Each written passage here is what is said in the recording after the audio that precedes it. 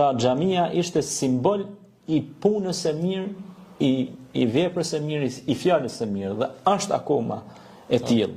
Dhe pejgamberi selam tregonte se për çdo tull që e vendos, ose çdo gjë qoftë në diçka të vogël, edhe si thon na 1 euro nëse jep për ndërtimin e një xhamie, Allahu do t'ja ndërtojë një shtëpinë në xhenet atij njeriu që e bën këtë vepër. Pastaj ne kemi shembull Ibrahimin alayhis salam, që e bëri ndërtimin e Qabes. Po ashtu Muhamedi alayhis salam ndërtoi xhamin në Tebuk, po ashtu, po në Mesjidul Quba.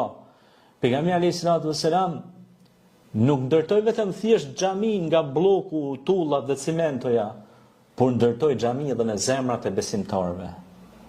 Pra, sepse ne duhet të ndërtojmë xhamiat edhe në zemrat tona, jo thjesht shkojmë të falemi aty, a kupton ajo? Po. Për si them na me kryenit një obligim. Por xhamia duhet të jetë edhe në brendësinë tonë, në batinin tonë, brenda nesh. Sepse roli i xhamisë është edukimi edhe shpirtëror, njerëzor, moral, edukativ i kujt, i njerëzit. Pra xhamit i kanë ndërtuar njerëzit.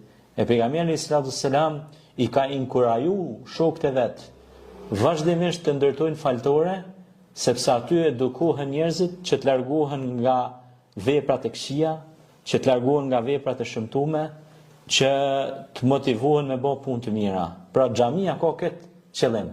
Me eduku njerëzit, mos me i bë të ashpër, mos me i bë arrogant, mos me i bë të pamoralshëm, por xhamia ka qëllim me i bë njerëzit të edukuar, të moralshëm, adhëtar të mirë, qytetar të mirë.